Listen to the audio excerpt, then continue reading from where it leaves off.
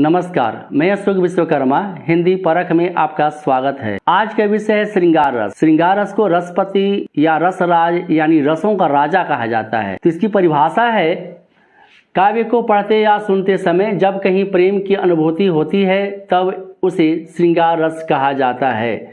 आप कविता पढ़ते होंगे, बिहारी लाल की कविता या अन्य कवियों की कविताएं पढ़ते होंगे, तो मन में जो अनुराग उत्पन्न होता है, जो प्रेम के जो भाव उत्पन्न होते हैं, वहीं पे श्रृंगार रस का जन्म होता है। तो इसके श्रृंगार रस के जो अवयव हैं, उपकरण है, वह है अस्थाई भाव है, आलंबन विभाव, उद्दीपन विभाव, अनुभाव, संचारी भाव। ये रस के अंग हैं, चाहे वह श्रृंगार रस हो या वीर रस हो, करुण रस हो, सारे रसों में जो है रस के जो अंग होते हैं। तो रस के अंगों को जानना जरूरी है। रस के अंग से संबंधित वीडियो को देखने के लिए आप आई बटन पर क्लिक कर सकते हैं, जहां पर उदाहरण के साथ विस्तार से आपके रस के अंगों को बताया गया है। तो यहाँ पर संक्षिप्त रूप से जानकारी दी जा रही है। वह अस्थाई भाव क्या है? पहला रस की जो अंग है वह अस्थाई भाव है।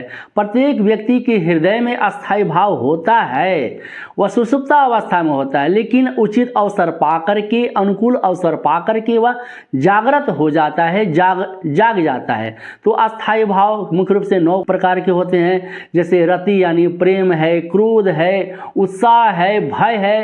ये सारे क्या है? यह है अस्थाई भाव हैं। तो यहाँ पर अस्थाई भाव क्या होता है? श्रृंगार रस में रति होता है यानी प्रेम होता है, रति यानी प्रेम।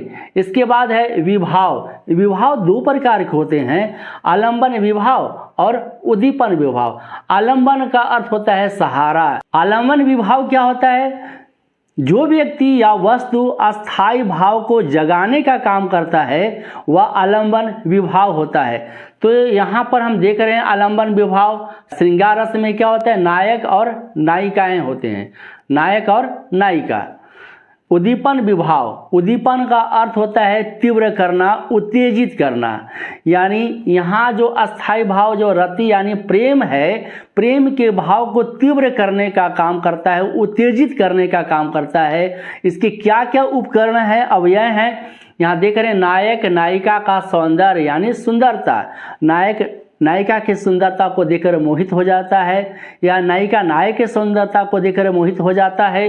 ये उद्दीपन का काम करता है, यानी प्रेम के भाव को वह तीव्र करता है। इसके बाद क्या है? सुगंध है, रमणीक उपवन है, यानी उपवन यानी पुष्प वाटिका। रामचरितमानस में तुलसीदास ने इसका बखूबी वर्णन किया है, जहाँ पर पुष्प वाटिका में सीता राम के सौंदर्य को निहार रही हैं। इसके बाद है वसंत ऋतु है, चांदनी रात है, ये सारे उद्दीपन का काम करते हैं। इसके बाद है अनुभाव। अनुभाव मतलब क्या होता है? शारीरिक स्तर पर, मानसिक स्तर पर जो क्या क्या परिवर्तन होते हैं वह अनुभाव के अंतर्गत आते हैं। जिसकी क्या क्या क्रियाकलाप होते हैं वह अनुभाव के अंतर्गत आते हैं। अवलोकन यानी निहारना, नायक नायिका के सौंदर्य को निहारता है। स्पर्श हो गया, नायक नायिका की विभिन्न प्रकार की जो चेष्टाएं हैं, जो नायक नायिका की जो अदाएं होती हैं, वह क्या होता है? वह अनुभाव के अंतर्गत आता है। संचारी भाव, संचारी भाव थोड़े समय के लिए आता है, क्षणिक होता है, लेकिन अस्थाई भाव को वह पुष्ट कर जाता है। यहाँ पर अस्थाई भाव क्या है? वह है रति यानी प्रेम है।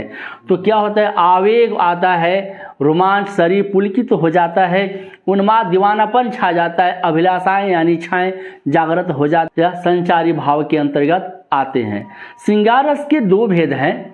पहला है संयोग श्रृंगार रस, दूसरा है वियोग। इसका दूसरा नाम है विप्रलंभ श्रृंगार रस।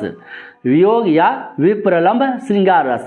संयोग श्रृंगार रस में क्या होता है? नायक नायिका के पारस्परिक प्रेम होता है, वहां पर संयोग श्रृंगार रस का जन्म होता है।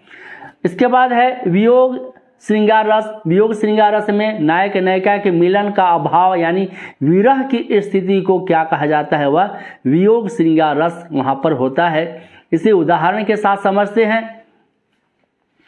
संयोग श्रृंगार रस के उदाहरण। पहला उदाहरण है, राम कुरूप निहारती जानकी कंकन के नग की परछाही, याते सवे सुधि भूली गई कर टेकी रही पलटारत नाही। यह तुलसीदास द्वारा लिखित यह पंक्ति है, काव्य पंक्ति है। यहाँ पर जानकी यानी सीता, राम को दुल्हा और जानकी यानी सीता को दुल्हन के रूप में चित्रित किया गया है, तो जानकी यानी सीता के कंगन के नग जो है उसमें क्या पड़ रहा है, राम की परछाई यानी प्रतिबिंब पड़ रहा है। कंगन में जो नग है इसमें राम के का सौंदर्य का प्रतिबिंब आ रहा है। तो सीता क्या करती है, निहार रही है, याते समय सुधि भूली गई। कंगन के नग में जो राम का प्रतिबिंब आ रहा है उसे वह देखने में सीता क्या हो गई है, सुधि भूल गई है, लीन हो गई है। कर टेकी रही पलटारत नहीं, कर यानी हाथ को वह हिलाती नहीं है, एक जगह टिका देती है। अगर हिल जाए हाथ तो राम का प्रतिबिंब नहीं आएगा। और पलटारत नहीं, पलकें वह गिराती नहीं है, पलकें गिरती नहीं है, अपलक एक टक वह राम के प्रतिबिंब को वह कंगन के नग में वह निहार रही है। तो यहाँ पर हम देख रहे हैं रस के जो अंग हैं, यहाँ पर अस्थाई भाव क्या हो जाएगा, वह रति यानी प्रेम है। इसके बाद है आलंबन विभाव, आलंबन यहाँ पर राम है। इसके बाद यहाँ पर उद्दीपन का काम क्या कर रहा है, कंगन के नग में राम का प्रतिबिंब पड़ना वह उद्दीपन विभाव है। इसके बाद है अनुभाव, अनुभाव क्या होगा, राम के प्रतिबिंब को सीता के द्वारा देखा जाना और हाथों को नहीं हिलाना, यह अनुभाव के अंतर्गत आएगा। और संचारी भाव क्या होगा, सीता जड़वत है, सीता जड़वत हो गई है, नहीं हिल रही है, और हर्षित हैं, रोमांचित हैं, ये सारे भाव क्या हो जाएंगे, यह संचारी भाव के अंतर्गत आते हैं। दूसरा जो है वह बिहारी लाल द्वारा रचित काव्य पंक्ति है, बतरस लालच लाल की मुरली धरी लुकाए, सोह करे भौहनी हंसे दैन कहे नटी जाए।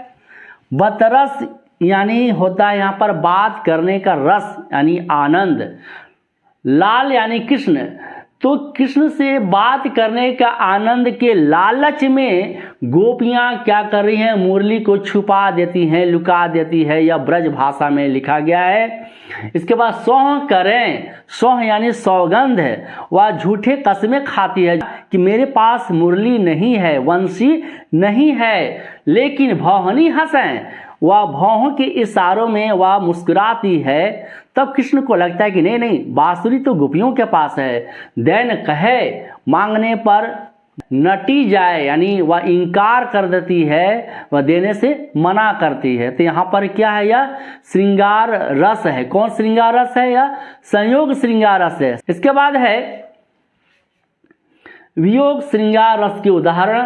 पहला उदाहरण है, पढ़कर पाती प्रीत की भींग रहे हैं नैन, आखर आखर बोलते साजन है बेचैन।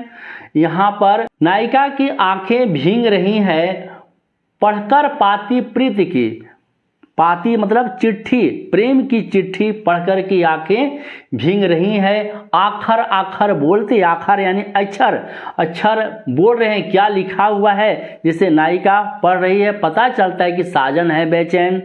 तो यहाँ पर नायक और नायिका की विरह की स्थिति का वर्णन किया गया है, इसलिए यह वियोग श्रृंगार रस के अंतर्गत आता है। दूसरा जो है यह मैथिली शरण गुप्त द्वारा रचित यशोधरा पुस्तक से संकलित है। यहाँ पर यशोधरा की विरह का वर्णन किया गया है। जल में सतदल तुल्य सरसते, तुम घर रहते हम न तरसते, देखो दो दो मेघ बरसते, मैं प्यासी की प्यासी आवा हो बनवासी। यहाँ पर यशोधरा का विरह का वर्णन किया गया है, क्योंकि गौतम यानी सिद्धार्थ जो है वह यशोधरा को छोड़ करके अर्धरात्रि में वनवास के लिए प्रस्थान कर चुके हैं, वन के लिए प्रस्थान कर चुके हैं। तो यहाँ पर यशोधरा याद करती है गौतम बुद्ध को, सिद्धार्थ को, जो अब बुद्ध बन चुके हैं। तो यहाँ पर उनके विरह का वर्णन किया गया है। नायक और नायिका यानी यशोधरा कहीं और, गौतम कहीं और, सिद्धार्थ कहीं और, तो ये स्थिति होती है। तो हम कहते हैं यह वियोग श्रृंगार रस के अंतर्गत आते हैं। तो कैसे पता चलेगा कि कोई काव्य पंक्ति या श्रृंगार रस के अंतर्गत है कि कोई और रस के अंतर्गत है। तो इसके उपकरण आपके सामने हैं। अब यह है, वह है अस्थाई भाव, आलंबन विभाव, उद्दीपन विभाव, अनुभाव, संचारी भाव। इसके अंतर्गत ये जितने सारे जो शब्द लिखे गए हैं, अगर काव्य पंक्ति के अंतर्गत ये संकेत देते हो तो वह श्रृंगार रस के अंतर्गत आते हैं। तो पहला श्रृंगार रस का भेद है वह है संयोग श्रृंगार रस।